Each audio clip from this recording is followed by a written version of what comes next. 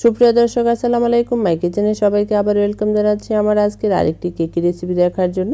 আজকে আমি আপনাদের সাথে শেয়ার করব আমার ডেলিভারি দেওয়া 2 পাউন্ড ওজনের ভ্যানিলা স্পঞ্জ কেকের রেসিপি। আজকের এই কেকটা আমি ক্রিম তৈরি থেকে শুরু করে পুরো কেকটা কিভাবে ডেকোরেশন করেছি পুরো রেসিপিটি শেয়ার করব। আশা করছি আমার আজকের পুরো কেকের রেসিপিটি আপনাদের কাছে ভালো লাগবে। আজকের এই কেকটি বানানোর জন্য প্রথমে আমি একটি চালনির মধ্যে শুকনো উপকরণগুলো মেপে নিব। প্রথমে দিয়ে দিচ্ছি হাফ কাপ পরিমাণ ময়দা। স্পঞ্জ কেকের মধ্যে ময়দার পরিমাণটা কম ব্যবহার করতে হবে। তারপরে দিয়ে দিচ্ছি 2 টেবিল চামচ কর্নফ্লাওয়ার। চেষ্টা করবেন স্পঞ্জ কেকের মধ্যে কর্নফ্লাওয়ারটা ব্যবহার করতে, তাহলে কেকটা খুবই সফট হয়। হাফ টেবিল চামচ দিয়ে দিচ্ছি ভ্যানিলা পাউডার। আপনার ভ্যানিলা পাউডারের পরিবর্তে ভ্যানিলা এসেন্সও ব্যবহার করতে পারবেন। সমান করে এখানে 2 চা চামচ দিয়ে দিচ্ছি বেকিং পাউডার। আর বেকিং পাউডারের কোটাটা খোলার পরে 3 মাস পর্যন্ত ব্যবহার করবেন। 3 মাসের পরে আর ব্যবহার করবেন না, তাহলে কিন্তু কেকটা নষ্ট হয়ে যায়। তারপরে 1/4 চা চামচ লবণ দিয়ে সবগুলো শুকনো উপকরণ ভালোভাবে চেলে নেব। এই শুকনো উপকরণগুলো খুব ভালোভাবে 2 বারে চেলে নিতে হবে। শুকনো উপকরণগুলো মিশিয়ে বাটিটা আমি এক সাইডে সরিয়ে রাখবো। অন্য আরেকটি বাটির মধ্যে রুমের স্বাভাবিক তাপমাত্রা 4টি ডিম ভেঙে নিয়েছি। ডিমের সাদা অংশ থেকে কুসুমটা আলাদা করে নিয়েছি। এখন একটি ইলেকট্রিক বিটারের সাহায্যে প্রথমে সাদা অংশটা বিট করে নিতে হবে। আর বিট করতে করতে দেখবেন সাদা অংশটা একটু ফেনা ফেনা হয়ে আসবে। যখন এরকম ফেনা হয়ে আসবে তখনই কিন্তু চিনিটা ব্যবহার করতে হবে। আমি এখানে 2 মিনিটের মতো বিট করে নিয়েছি, পরে এরকম ফেনা হয়েছে দেখুন। এখন বিটারটা অফ করে দিয়ে এখানে হাফ কাপের মতো চিনি নিয়েছি। আর এই চিনিটা 3 বারে দিয়ে বিট করে নেব অল্প অল্প করে। চিনিটা যতক্ষণ না পর্যন্ত ভালোভাবে না গলবে ততক্ষণ পর্যন্ত বিট করে নিতে হবে। আর যাদের ডিমটা ফ্রিজে থাকবে অবশ্যই কিন্তু আধা ঘন্টা থেকে 1 ঘন্টা আগে বের করে রাখবেন। এখন বিট করতে করতে দেখুন চিনিটা ভালোভাবে গলে গিয়ে সাদা অংশটা একটু শক্ত হয়ে আসবে। যখন এরকম ফোম হয়ে আসবে তখনই কিন্তু বিটার থেকে আর পড়বে না। এখন বিটারটা অফ করে দিয়ে ডিমের কুসুমটা ভালোভাবে বিট করে নিব। ডিমের কুসুমটাও কালারটা চেঞ্জ হওয়ার আগ পর্যন্ত বিট করে নিতে হবে। ডিমের কুসুমটা বিট করতে করতে দেখবেন পুরোটা সাদা ক্রিমের মতো হয়ে যাবে। এখন বিটারটা অফ করে দিয়ে খুলে নিচ্ছি। একটি কাঁটা সরিয়ে রাখবো, আরেকটি কাঁটা দিয়ে মিশিয়ে নিব। এখন শুকনো উপকরণগুলো আবারও চেলে নিব। অল্প অল্প চেলে দিয়ে আমি মিশিয়ে নিচ্ছি। আর মেশানোর সময় খুবই আলতোভাবে মিশিয়ে নিতে হবে। কোনো রকম জোরে ফেটিয়ে মেশানো যাবে না, খুবই আলতোভাবে মিশিয়ে নিচ্ছি। আর এভাবে করে মিশিয়ে নিয়ে দেখুন ফোমটা কিন্তু নষ্ট হয়নি। কিছুটা মিশিয়ে নেওয়ার পর আমি এখানে 2 টেবিল চামচ দিয়ে দিচ্ছি রান্নার তেল। তার সাথে এখানে আরও 2 টেবিল চামচ দুধ ব্যবহার করব। আপনার দুধের পরিবর্তে পানিও কিন্তু ব্যবহার করতে পারেন। আর প্রয়োজন পড়লে কিন্তু ব্যবহার করবেন, না হলে কিন্তু ব্যবহার না করলেও কিন্তু কোনো সমস্যা নেই। আর ব্যাটারটা ভালোভাবে মিশিয়ে নেওয়ার পর দেখুন কতটা স্মুথ হয়েছে। আমি এখন একটি প্যাচুলার দিয়ে আপনাদেরকে দেখিয়ে দিচ্ছি। আর এই ব্যাটারটা কোনোভাবেই কিন্তু নষ্ট হয়নি, ফোমটা কিন্তু একই রকম রয়ে গেছে। এখানে 8.5 ইঞ্চি একটি কেক মোল্ড নিয়েছি। আজকের এই কেকটা বেক করার জন্য 1 চা চামচ তেল ব্রাশ করে নিব। তারপরে এখানে একটি লেখালেখির কাগজ মাপ দিয়ে কেটে নিয়েছি, এই কাগজটা বসিয়ে দিব। তারপরে এখানে পুরোটা ব্যাটার ঢেলে নিচ্ছি। পুরোটা ব্যাটার ঢেলে দেওয়ার পর কাটে দিয়ে ভালোভাবে একটু ঘুরিয়ে ব্যাটারটা সমান করে নিব। ভিতরে বাতাসটা বের করার জন্য হালকা একটু জাকিয়ে নিচ্ছি।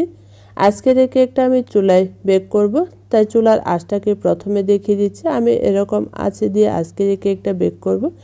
10 মিনিট প্রিহিট করে নেওয়ার পর আমি ঢাকনাটা উঠিয়ে কেক মোল্ডটাকে খুব সাবধানে বসিয়ে দিয়েছি। এখন ঢাকনাটা লাগিয়ে 35 মিনিটের মতো কেকটা বেক করব।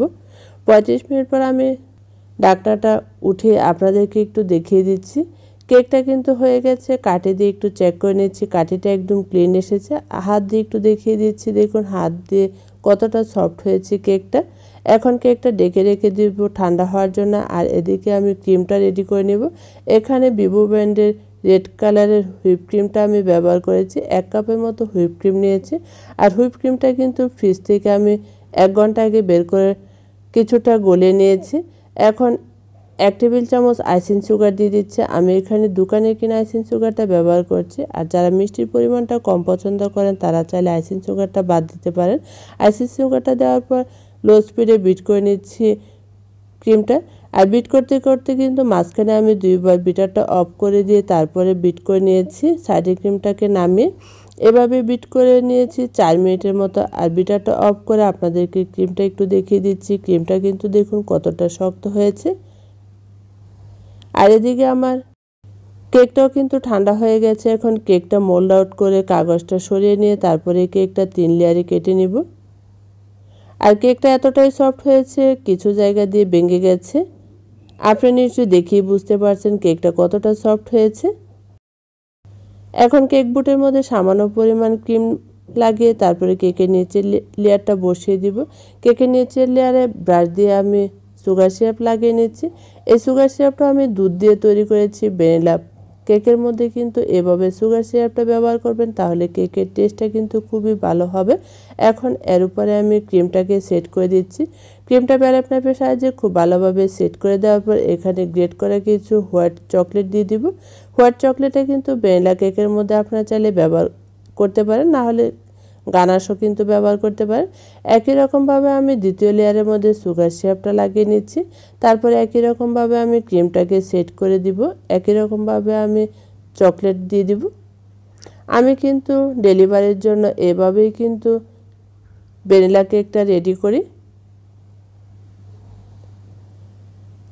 এখন আমি উপরের লেয়ারটা বসিয়ে দিব। একই রকমভাবে সুগার সিরাপ লাগিয়ে নিয়ে প্রথমে আমি পুরোটা কেক হালকাভাবে ক্রিম লাগিয়ে কভার করে নেব।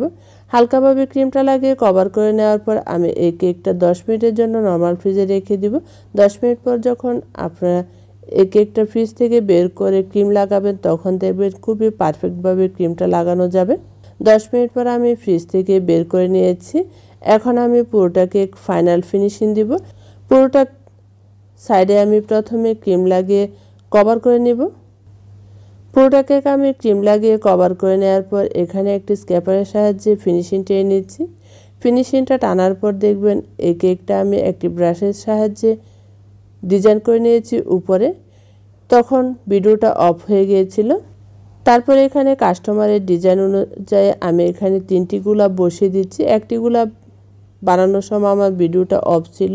আমি এখন আরেকটি গোলাপ আপনাদেরকে বানিয়ে দেখিয়ে দিচ্ছি।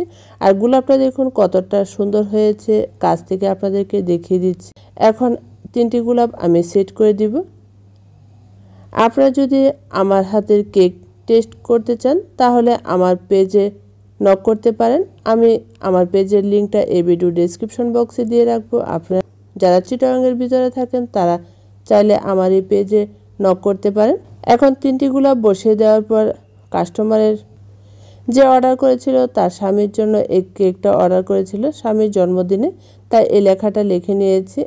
আজকের এই কেকের ডিজাইনটা কিন্তু কাছ থেকে খুবই সুন্দর হয়েছে। আর পুরোটা কেকের ফাইনাল লুকটা আপনারা নিশ্চয়ই কাছ থেকে দেখে নিয়েছেন।